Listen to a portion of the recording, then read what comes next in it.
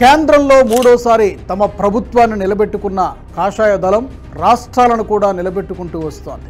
Assembly ఎన్నికల్లో హర్యానా, మహారాష్ట్రలో grand victory కొట్టి జోరు మీదున్న కమలనాథులు కొత్త రాష్ట్రాలను తమ ఖాతాలో వేసుకోవడానికి ఇప్పటి నుంచే వ్యూహాలకు పదును పెడుతున్నారు. ఉత్తరాదిలో బలంగా ఉన్న కమలం పార్టీ దక్షిణాదిలో బలపడడానికి తమ శాయశక్తులు ఒడ్డుతోంది. గత పార్లమెంటు ఎన్నికల్లో దక్షిణాదిన మంచి ఫలితాలు సాధించడంతో ఇప్పుడు తెలంగాణపై ఫోకస్ పెట్టింది. వచ్చే ఎన్నికల్లో ఎలాగైనా సరే తెలంగాణ రాష్ట్రాన్ని తన ఖాతాలో వేసుకోవడానికి ప్రణాళికలు రచిస్తున్నారు. అందుకు మొదటగా నూతన అధ్యక్షుడిని ఎన్నుకొని రాష్ట్రంలో పట్టు సాధించేందుకు కార్యాచరణ సిద్ధం చేస్తున్నారట. అందులో భాగంగా అనూహ్య నిర్ణయాల దిశగా అడుగులు వేస్తున్నారు. అటు జాతీయ స్థాయిలో కూడా జేపీ నడ్డా స్థానంలో కొత్త వారిని నియమించేందుకు మోదీ, అమిత్ షా ద్వయం కసరత్తు చేస్తోంది. ఇటు తెలంగాణలో కూడా సమర్థుడైన నేతను చూసేసిందట.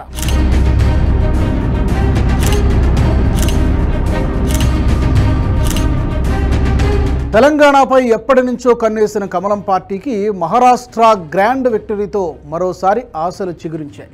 ముఖ్యంగా తెలంగాణ సరిహద్దు జిల్లాల్లో కూడా బీజేపీ ఎమ్మెల్యేలు గెలవడంతో కాస్త కష్టపడితే పార్టీకి విజయం పక్కా అని అంచనా వేస్తున్నారు. ఇప్పటికే రాష్ట్రంలో రేవంత్ సర్కారుపై బీజేపీ నేతలు అటాక్ మొదలుపెట్టారు. ఓవైపు బండి సంజయ్, మరోవైపు ఈటెల రాజేందర్, ధర్మపురి అరవింద్ పోరాటం చేస్తున్నారు.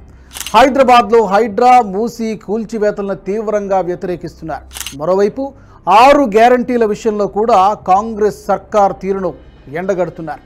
ఇదే ఊపును కంటిన్యూ చేయాలని డైరెక్షన్ ఇచ్చారట పార్టీ పెద్దలు. రాష్ట్రంలో స్థానిక సంస్థల ఎన్నికలు సమీపిస్తున్నాయి.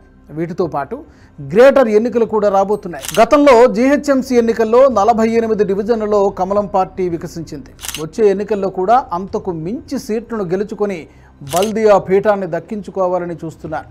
వీటన్నిటికంటే ముందు నాయకుడిని ప్రకటించాలని డిసైడ్ అయింది కమలం పార్టీ.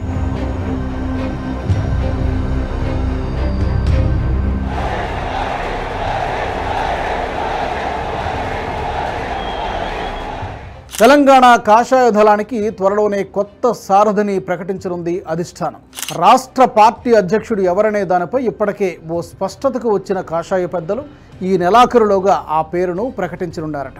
అయితే పార్టీ చీఫ్ ఎవరనేది ఇప్పటికే రాష్ట్రంలోని కీలక నేతల చెవిలో వేశారట. కానీ అధికారికంగా ప్రకటనకు ఈ నెలాఖరు వరకు ఆగాల్సిందేనని చెప్పారట. రాష్ట్ర పార్టీకి రథసారథిగా ఎవరికి బాధ్యతలను అప్పగిస్తుందని శ్రేణులు సర్వత్రా ఉత్కంఠగా ఎదురుచూస్తున్నాయి.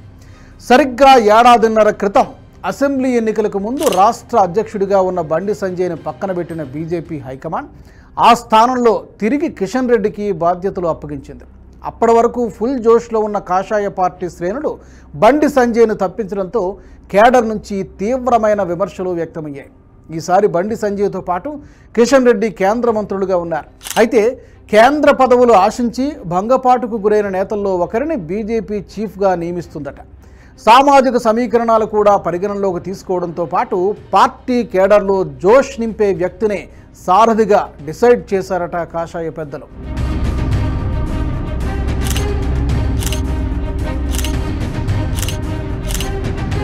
వచ్చే ఎన్నికల్లో అధికారం సాధించాలంటే ఇప్పటి నుంచే గ్రౌండ్ వర్క్ చేయాలి. రాష్ట్రంలో ఏ ఎన్నిక వచ్చినా సత్తా చాటడానికి కాషాయ దళం సిద్ధమైంది. అందుకు రాష్ట్రంలో రాబోయే స్థానిక సంస్థల ఎన్నికలనే టార్గెట్గా తీసుకున్నారు. స్టేట్ ప్రెసిడెంట్ పోస్టు కోసం చాలామంది ఎంపీలు, ఎమ్మెల్యేలు రేసులో ఉన్నారు. ఎంపీల్లో రఘునందన్ రావు, అరవింద్, ఈటెల రాజేందర్, డీకే అరుణ పేర్లు ప్రముఖంగా వినిపిస్తున్నాయి. ఇక ఎమ్మెల్యేల్లో రాజాసింగ్, పాయల్ శంకర్ పేర్లు వినిపిస్తున్నాయి. తెలంగాణ రాష్ట్ర అధ్యక్ష పదవి కోసం ఇప్పటికే కొందరు లీడర్లు పార్టీ పెద్దల ఆశీస్సులు పొందాలని ప్రయత్నాలు కూడా మొదలుపెట్టారట. అయితే పార్టీ అధ్యక్షుడు ఎవరనే అంశంపై అధిష్టానం ఇప్పటికే ఓ క్లారిటీకి వచ్చేసిందట. దీంతో పార్టీ నిర్ణయానికి అనుగుణంగానే ఎలక్షన్లు జరిగే అవకాశాలు ఉన్నట్టు తెలుస్తోంది. పార్టీ సారథిగా వ్యవహరించాలంటే ప్రభుత్వంలో ఉన్న లోటుపాట్లతో పాటు ప్రతిపక్షంగా ఉన్న ఇతర పార్టీల్లోని లొసుగులు కూడా తెలిసి ఉండాలి. సబ్జెక్టుపై పట్టుండాలి. ప్రజలను ఆకర్షించేలా, ఆలోచింపజేసేలా మాట్లాడాలి. పార్టీని నమ్ముకున్న కార్యకర్తలకు కష్టం వస్తే అన్ని విధాలుగా ఆదుకునే మనసుండాలి. ఇలా అన్నింటినీ కలగలిసిన వారైతేనే పార్టీ కేడర్లో తిరిగి జోష్ నెలకొంటుంది. ఇలా అన్ని లక్షణాలున్న నాయకుడినే ఇప్పుడు కమలం పార్టీ పెద్దలు సెలెక్ట్ చేశారట. అధికారికంగా ప్రకటించడమే తరువాయి తన కార్యాచరణ ప్రారంభించడానికి సిద్ధంగా ఉన్నారట సదరు నేత. ప్రస్తుతం సామాజిక సమీకరణాల కోణంలో చూస్తే బీసీ కోటాలో ఈటెలకు అధ్యక్ష పదవి దక్కుతుందని చెబుతున్నారు. గతంలో బండి సంజయ్ను అధ్యక్షుడిగా తొలగించిన సమయంలో కూడా ఈటెల పేరే ప్రధానంగా వినిపించింది. కానీ హైకమాండ్ కిషన్ రెడ్డికే మరోసారి బాధ్యతలు అప్పగించింది. ఇప్పుడు మరోసారి అధ్యక్ష ఎన్నికల ప్రక్రియ ప్రారంభం కావడంతో మళ్ళీ ఈటెల పేరే ప్రముఖంగా వినిపిస్తోంది. హైకమాండ్ కూడా కేంద్ర మంత్రి పదవి ఆశించి భంగపడ్డ ఈటెల పేరును పరిశీలించిందట. ఒకవేళ రాజేందర్కు ఛాన్స్ ఇవ్వకపోతే ఫైర్ బ్రాండ్గా పేరున్న రఘునందన్ రావు, ధర్మపురి అరవింద్కు ఛాన్స్ రావచ్చు. మరోపక్క పార్టీ జాతీయ ఉపాధ్యక్షురాలిగా ఉన్న డీకే అరుణ్ కూడా రాష్ట్ర అధ్యక్ష పదవి రేసులో ముందు వరుసలో ఉన్నారు. మహిళా కోటాతో పాటు సుదీర్ఘ రాజకీయ అనుభవం ఉన్న ఈమె పేరును కూడా హైకమాండ్ సీరియస్గానే పరిశీలించిందట. అటు బీసీ మాస్ లీడర్గా ఉన్న నిజామాబాద్ ఎంపీ అరవింద్ ఇప్పటికే 2 సార్లు ఎంపీగా గెలిచారు. బీజేపీ అసెంబ్లీ ఫ్లోర్ లీడర్గా రెడ్డి సామాజిక వర్గానికి అవకాశం ఇచ్చినందున రాష్ట్ర అధ్యక్ష పదవిని బీసీలకు ఇవ్వాలనుకుంటోందట. ఇదే జరిగితే అరవింద్కు ఈటెల రాజేందర్కు మధ్య పోటీ తప్పదనే చర్చ నడుస్తోంది. ఈ ఇద్దరిలో ఎక్కువగా ఈటెల పేరే వినిపిస్తోంది. ఈటెల రాజేందర్ బీఆర్ఎస్లో ఉన్నప్పుడు కేసీఆర్కు రైట్ హ్యాండ్లా వ్యవహరించారు. తరువాత జరిగిన పరిణామాలతో పార్టీని వీడి బీజేపీలో చేరిన ఈటెల కమలం పార్టీలో కీలక నేతగా ఎదిగారు. తెలంగాణలో బీజేపీ అధికారంలోకి వస్తే బీసీని సీఎం చేస్తామని అసెంబ్లీ ఎన్నికల ముందు ప్రకటించింది కమలం పార్టీ. విద్యార్థి ఉద్యమ సమయంలో లెఫ్ట్ విద్యార్థి సంఘంలో కీలక నేతగా ఈటెల రాజేందర్ పనిచేశారు. ఇలా ఏ విధంగా చూసినా రాష్ట్ర అధ్యక్షుడిగా ఈటెలనే సమర్థుడైన నాయకుడని అధిష్టానం భావిస్తోందట. అంటే మిగతా నాయకులు సమర్థులు కాదనేది కాదు, సామాజిక సమీకరణాలు, ఇతర పార్టీల్లో ఉండే లోటుపాట్లు, పరిపాలన అనుభవం ఉన్న నాయకుడిగా చూసుకుంటే ఈటెలనే కనిపిస్తున్నారట.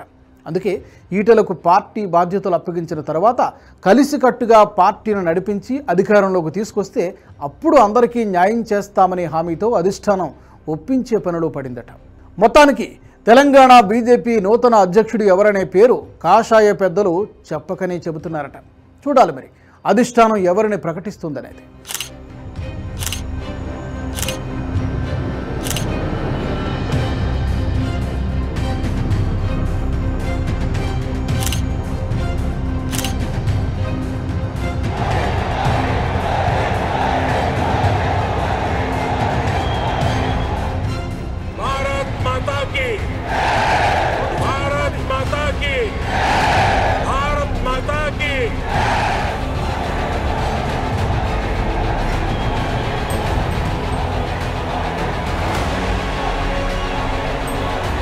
ఈ వీడియో మీకు నచ్చినట్టయితే లైక్ చేయండి, 10 మందికి షేర్ చేయండి. అలాగే కామెంట్ల రూపంలో మీ అభిప్రాయాలను మాతో పంచుకోండి. Nationalist hub group of channels ను సబ్స్క్రైబ్ చేసుకుని తెలుగునాట జాతీయవాద జర్నలిజాన్ని ప్రోత్సహించండి. ఈ వీడియో కింద ఉన్న బెల్ ఐకాన్ పై క్లిక్ చేయడం మర్చిపోవద్దు.